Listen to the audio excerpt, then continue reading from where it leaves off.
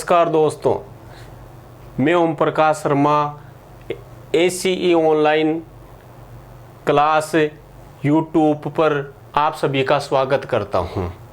पिछली क्लासों में जो हमने पढ़ा था आज उसी से आगे बढ़ रहे हैं हम। पिछली क्लास में हमने पढ़ा था स्वर के बारे में कि स्वर क्या है। स्वर क्या है तो स्वर की परिभाषा हमने पढ़ी थी स्वतंत्र स्वरा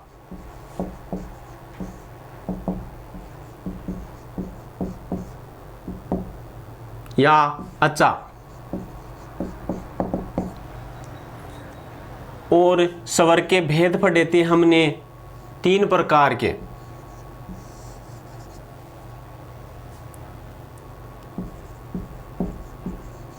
ह्रस्व स्वर, दीर्घ स्वर और प्लुत स्वर। इनके बारे में पढ़ा था हमने कि ह्रस्व स्वर क्या है। तो ह्रस्व स्वर है एक मात्रा से, जो एक मात्रा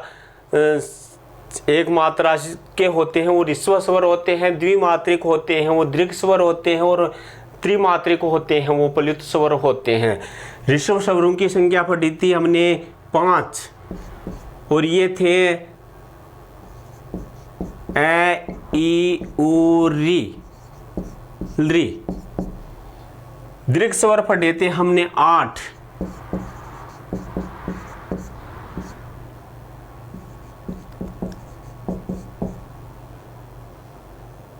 आ, बड़ी ई, बड़ा ऊ, बड़ी री, ए, आई, ओ, औ। और प्लुत स्वर पढ़े थे हमने 8।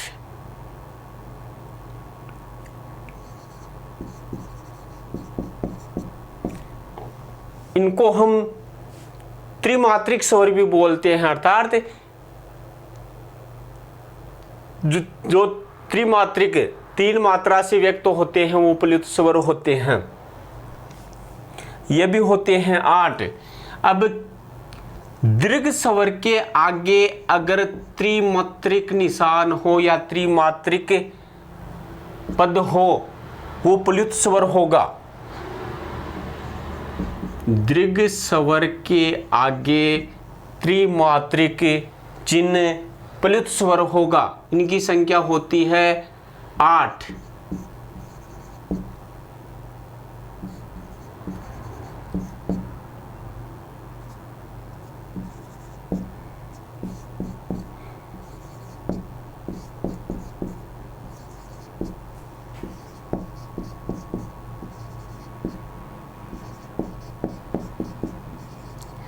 ये हो गए प्लुत स्वर, इनकी संख्या हो गई 8।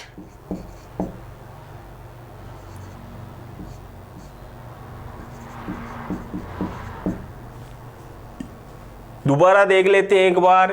ह्रस्व स्वर एक मात्रा भवेत ह्रस्व स्वर, अर्थात इनकी एक मात्रा होती है। दीर्घ स्वर द्विमात्रिक भवेत दीर्घ स्वर, इनकी मात्रा 2 होती है। त्रिमात्रिक भवेत प्लुत, इनकी मात्रा 3 होती है।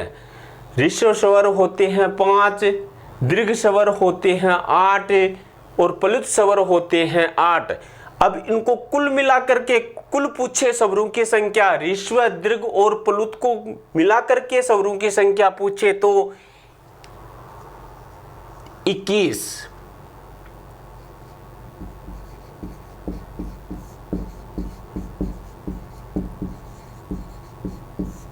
21 एकाविंशति। तो प्रश्न बन रहा है आपका, स्वरा कति भवन्ति। तो इसका उत्तर होगा एकाविंशति। कभी कभी प्रश्न में उत्तर में यह भी आ जाता है 21 या 22, तो 22 भी होते हैं। 21 और 22 दोनों माना गया है। जैसे एक प्रश्न में आया था पिछली प्रतियोगी योग्यता परीक्षाओं में कि कुल वर्णों की संख्या है कितनी है, तो कुल वर्णों में पूछा गया था 63 या 64, ये ऑप्शन था। तो कुल वर्णों की संख्या पूछे वहां पर 63 या 64 दोनों होती है।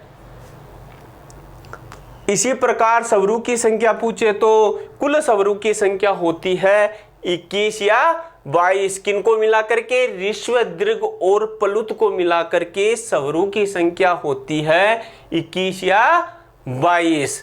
दोबारा देख लेते हैं इनको कि स्वर होते हैं उच्चारण की दृष्टि से या पाणिनि शिक्षा के अनुसार स्वरों की संख्या होती है 3 प्रकार की, ऋस्व स्वर, दीर्घ स्वर, प्लुत स्वर। ऋस्व स्वर होते हैं एक मात्रिक, दीर्घ स्वर होते हैं द्विमात्रिक और प्लुत स्वर होते हैं त्रिमात्रिक। ऋस्व स्वरों की संख्या होती है 5, दीर्घ स्वरों की संख्या होती है 8 और प्लुत स्वर की संख्या होती है 8। इस प्रकार कुल मिलाकर के पूछे तो स्वरों की संख्या होती है एकाविंशति या द्वाविंशति। अब एकाविंशति कैसे हुई, ऋस्व स्वर 5, दीर्घ स्वर 8, 8 और 5 13 है और प्लुत स्वर 8, 13 और 8 21। लेकिन दोस्तों लृ स्वर को भी, प्लुत स्वर की लृ त्रिमात्रिक स्वर को भी प्लुत स्वर माना गया है। इस कारण से इसकी संख्या 21 तो पहले थी और लृ और मिला दिया इसमें, तो इसकी संख्या हो गई द्वाविंशति।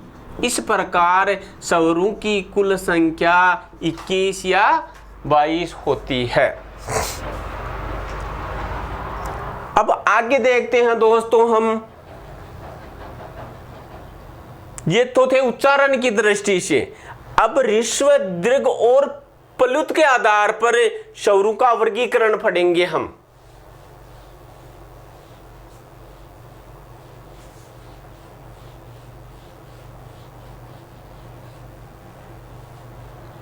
ऋस्व, दीर्घ और प्लुत के आधार पर स्वरों का वर्गीकरण।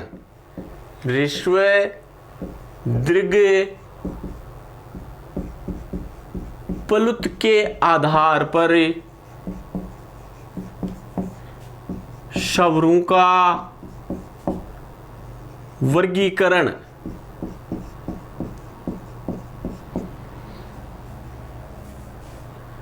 इनके आधार पर स्वरों का 3 प्रकार से वर्गीकरण किया गया है।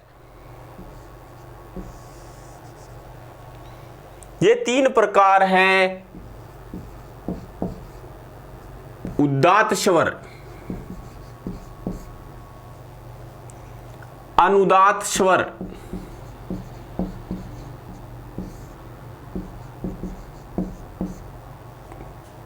और स्वरित स्वर।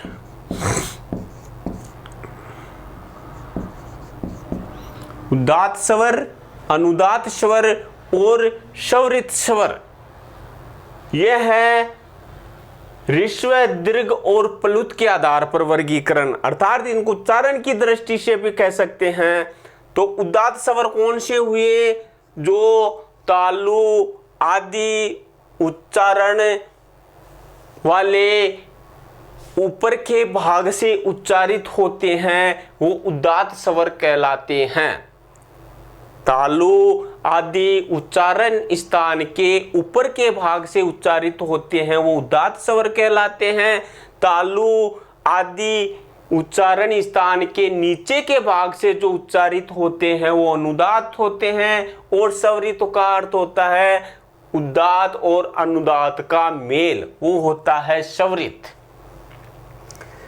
अब इनके बारे में भी पूछा जाता है एग्जाम में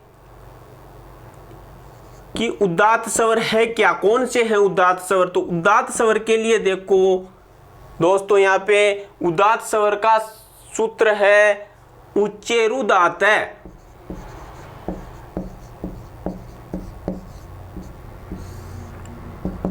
उच्चैरुदात्त है। इनको अलग करते हैं तो क्या परिभाषा निकलती है इनसे? उच्च है प्लस उदात्त है। ऊंचे का मतलब ऊपर के भाग से जो उच्चारित होते हैं वो उदात्त होते हैं। तो सभी स्वर उदात्त होते हैं, सभी स्वर अनुदात्त भी होते हैं और सभी स्वर स्वरित भी होते हैं। तो उदात्त स्वर हो गया आपके ए, आ, ई, ऊ, री, ए, आई, ओ, औ। अर्थात हम ये भी कह सकते हैं कि किसी भी स्वर के ऊपर या नीचे कोई मात्रा न हो वो उदात्त स्वर होते हैं। उदात्त स्वर की यही पहचान है कि किसी भी स्वर के नीचे या ऊपर कोई मात्रा न हो, या ऐसे दे सकते इसकी परिभाषा कि जो तालु आदि उच्चारण स्थान के ऊपर के भाग से उच्चारित होते हैं वो उदात्त स्वर होते हैं। अब दूसरा पढ़ेंगे हम अनुदात्त।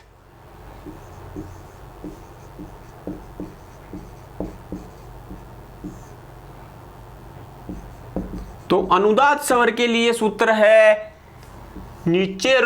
नीचेरनुदात्त है, नीचेरनुदात्त है। अर्थात इसको अलग करेंगे तो नीचे है प्लस अनुदात्त है।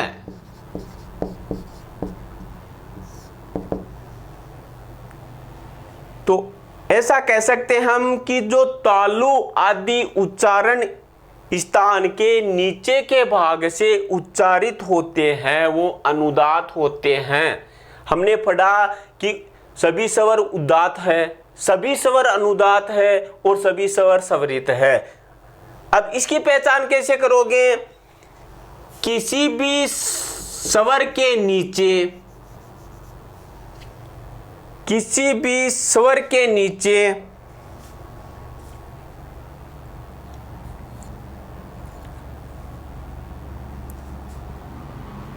किसी भी स्वर के नीचे आड़ी रेखा, किसी भी स्वर के नीचे आड़ी रेखा हो वो अनुदात्त स्वर होगा। किसी भी स्वर के नीचे आड़ी रेखा हो वो अनुदात्त स्वर होगा।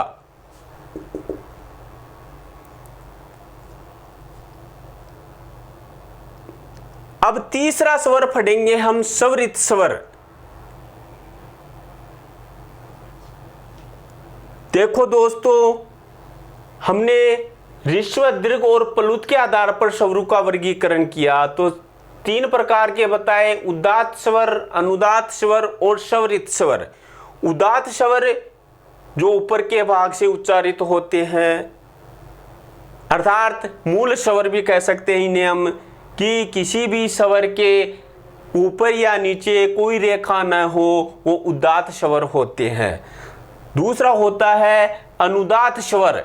तो अनुदात्त स्वर के लिए परिभाषा है या सूत्र है नीचेरनुदात्त है, अर्थात नीचे प्लस अनुदात्त है। तालु आदि के नीचे के भाग से उच्चारित होते हैं वो अनुदात्त स्वर होते हैं। अब इसकी पहचान कैसे करोगे कि स्वर के नीचे, किसी भी स्वर के नीचे आड़ी रेखा हो वो अनुदात्त स्वर होते हैं। ये पहचान है स्वर की। उदात्त स्वर की ये पहचान हो गई, अनुदात्त स्वर की ये पहचान हो गई।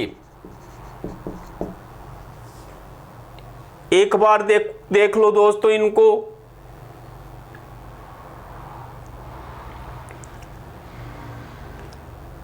अब आगे देखते हैं हम स्वरित स्वर।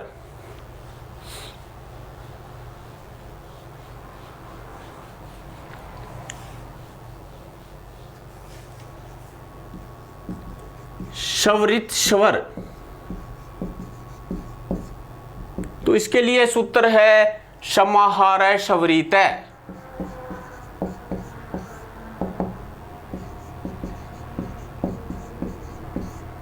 समाहारः स्वरितः। अब इसकी पहचान क्या होती है?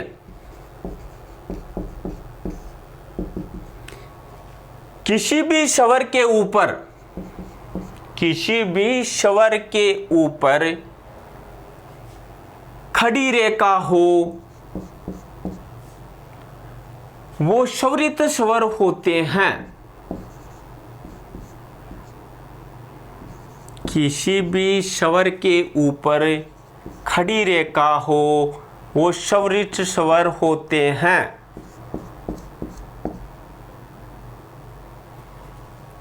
तो दोस्तों, हमने उदात्त स्वर पढ़ा, अनुदात्त स्वर पढ़ा और स्वरित स्वर पढ़ा।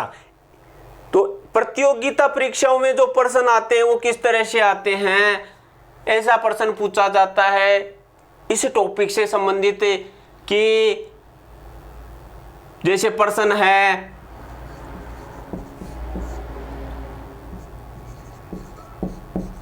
उदात्त स्वर अस्ति या उदात्त अच अस्ति, उदात्त स्वर है, ये प्रश्न है दोस्तों। इसका ऑप्शन ये देते हैं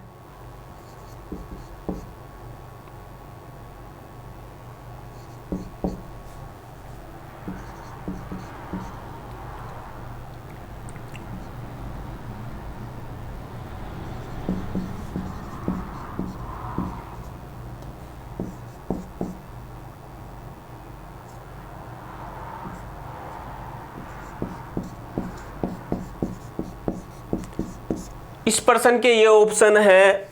प्रश्न देखो एक बार, उदात्त स्वर अस्ति, उदात्त स्वर है। ऑप्शन दिया पहला ए, दूसरे ऑप्शन में दिया ए के ऊपर खड़ी रेखा, तीसरे ऑप्शन में दिया ए के नीचे आड़ी रेखा और चौथा ऑप्शन है न किमपि, इनमें से कुछ भी नहीं। तो आपका ऑप्शन होगा ए, एक नंबर। क्यों एक नंबर होगा? क्योंकि हमने पढ़ा कि उदात्त स्वर है क्या। तो उदात्त स्वर को पहचानो कि उदात्त स्वर वे होते हैं जो किसी भी स्वर के ऊपर या नीचे कोई रेखा न हो। तो ये स्वर है ए, इसके ऊपर या नीचे कोई रेखा न हो, अर्थात मूल स्वर ही उदात्त होते हैं, ये मान लिया जाए तो ये उदात्त हो गया। इस स्वर के ऊपर खड़ी रेखा है तो ये हो गया आपका अनुदात्त। इस स्वर के नीचे आड़ी रेखा है तो ये हो गया आपका स्वरित। ऐसे प्रश्न पूछे जाते हैं प्रतियोगिता परीक्षाओं में, या इसे से संबंधित और प्रश्न पूछे जाते हैं सूत्र से संबंधित। जैसे हम दूसरा प्रश्न लेते हैं इसी से संबंधित।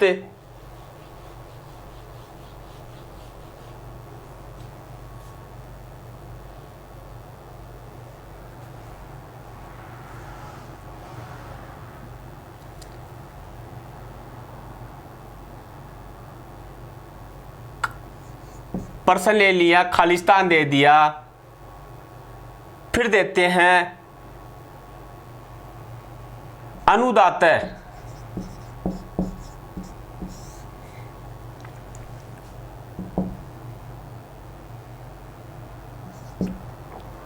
और इसमें पूछ लिया उचित पदम किम।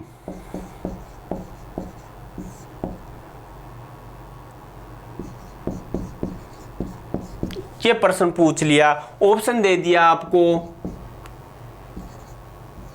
ऊंचाई, दूसरा ऑप्शन दे दिया नीचे, तीसरा ऑप्शन दे दिया समाहारः,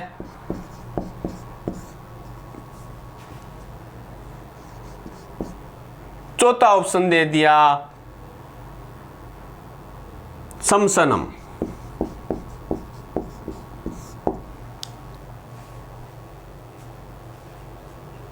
प्रश्न देखो अनुदात्त है तो अनुदात्त के लिए सूत्र था नीचे, नीचे अनुदात्त है तो इसका ऑप्शन आएगा 2 नंबर, क्यों आएगा? क्योंकि ऊंचे अनुदात है, ये उदात का है, नीचे ये अनुदात का है, समाहार है, ये स्वरित का है। ये सूत्र उदात का सूत्र हो गया, ये अनुदात का हो गया,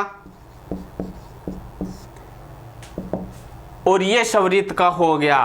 हमें खालिस्तान में पूछा गया था कि अनुदात, अनुदात से पहले खालिस्तान था, तो इस खालिस्तान को भरना था हमें, तो खालिस्तान में आ गया आपका अनुदात है। क्यों? क्योंकि नीचे के भाग से जो उच्चारित होते हैं वो अनुदात होते हैं, ऊपर के भाग से जो उच्चारित होते हैं वो उदात होते हैं, और समाहार है, स्वरित है। ये जो सूत्र है वो आपका समास का हो जाता है। ऐसे प्रश्न प्रतियोगिता परीक्षाओं में पूछे जाते हैं। अब दोस्तों आगे देखते हैं हम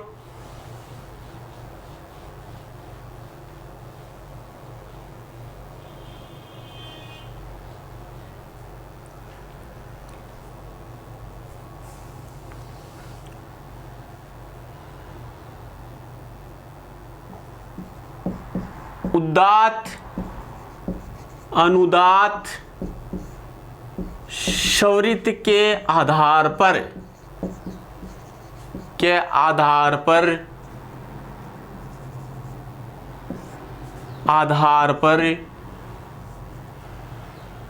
स्वरों का वर्गीकरण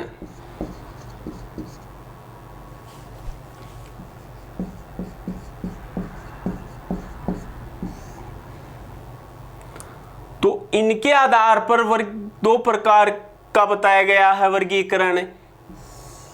उदात, अनुदात और स्वरित के आधार पर स्वरों का वर्गीकरण दो प्रकार का बताया गया है। वो है अनुनासिक और निरअनुनासिक।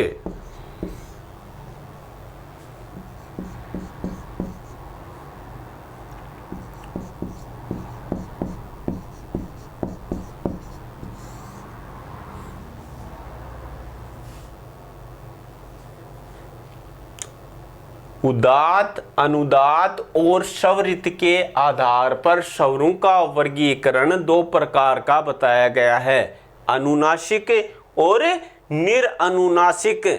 अनुनासिक स्वर क्या होते हैं और निरअनुनासिक क्या होते हैं? तो पहले पढ़ेंगे हम अनुनासिक। अनुनासिक स्वर वे होते हैं जो मुख सहित नासिका से उच्चारित हो। वे स्वर जिनको बोलने में मुंह के साथ नासिका को भी काम में लिया जाए, वे स्वर अनुनासिक स्वर होते हैं। अर्थात इसका सूत्र है मुख्य वचनों नासिका अनुनासिके। मुख वचनों नासिका अनुनासिके, ये अनुनासिक का सूत्र है। मुख वचनों नासिका अनुनासिके। मुख वचनों नासिका, मुख सहित नासिका से, वचन का मतलब उच्चारित होने वाले स्वर अनुनासिक स्वर होते हैं। अर्थात स्वर के ऊपर चंद्र बिंदु, किसी भी स्वर के ऊपर चंद्र बिंदु हो तो वो आपका अनुनासिक स्वर होगा। किसी भी स्वर के ऊपर चंद्र बिंदु हो तो वह आपका अनुनासिक स्वर होगा।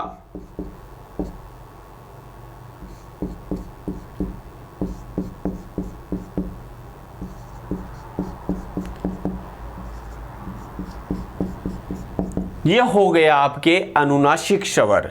निरअनुनासिक, निर का मतलब होता है, निर उपसर्ग है एक तरह से, तो निर उपसर्ग का प्रयोग होता है अभाव के अर्थ में। अर्थात अनुनासिका, नासिका का अभाव, अर्थात वे स्वर जिनको बोलने में नासिका की सहायता न ली जाए, जिनको उच्चारित करने में या बोलने में नासिका की सहायता न ली जाए वो निरअनुनासिक स्वर होते हैं। अर्थात किसी भी स्वर के ऊपर कुछ भी न हो वो अनुनासिक स्वर होता है। अर्थात मूल स्वर भी निरनुनासिक ही होते हैं, ऐसा भी कह सकते हैं हम।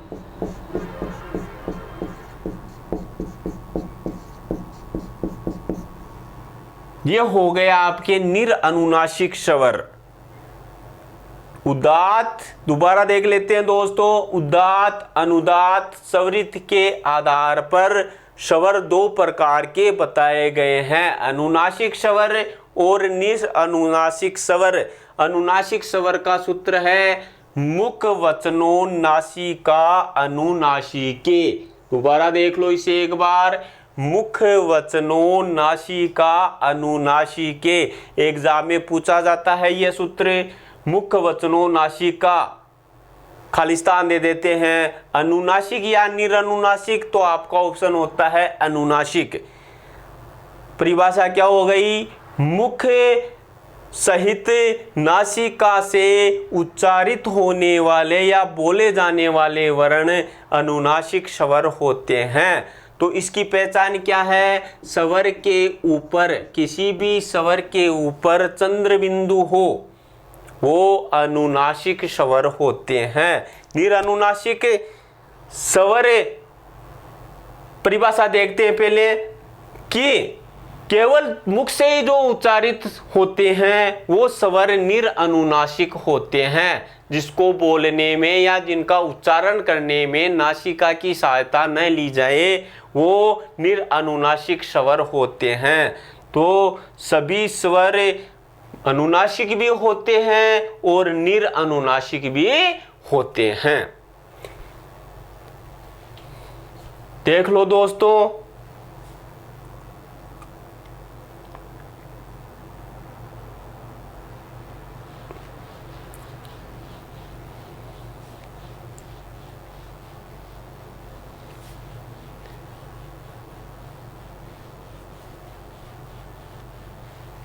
हमने अभी स्वरों के बारे में पढ़ा, अब हम पढ़ेंगे व्यंजनों के बारे में। व्यंजन को संस्कृत में बोलते हैं हल।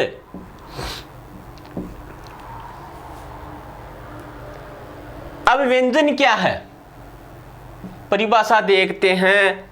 तो व्यंजन वे होते हैं जिनका उच्चारण करने में स्वरों की सहायता ली जाती है, वे व्यंजन कहलाते हैं। अर्थात ऐसा भी कह सकते हैं हम कि इनको उच्चारित करने में या उच्चारण करने में किसी न किसी की सहायता ली जाए वो क्या होते हैं, व्यंजन कहलाते हैं। तो इस छोटी सी परिभाषा देख लो इसकी, उच्चारित करने में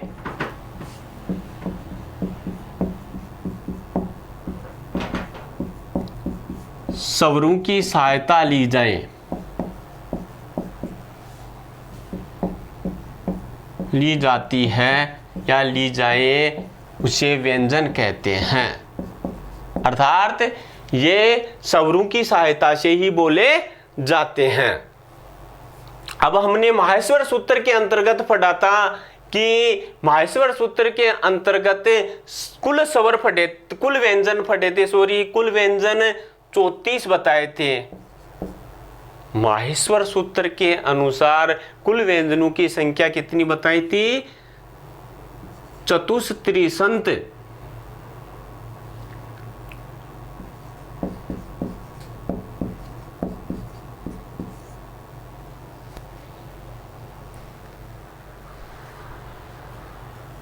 चौतीस होते हैं माहेश्वर सूत्र के अनुसार।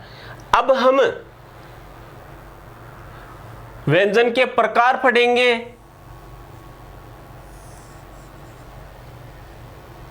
व्यंजन होते हैं 3 प्रकार के, मुख्य रूप से 3 प्रकार के माने गए हैं व्यंजन।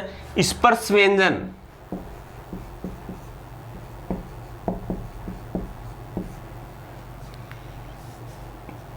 अंतस्थ व्यंजन,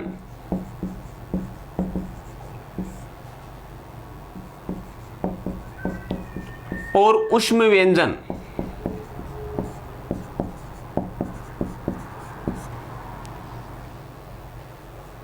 धन्यवाद दोस्तों, कल इसके बारे में चर्चा करेंगे हम।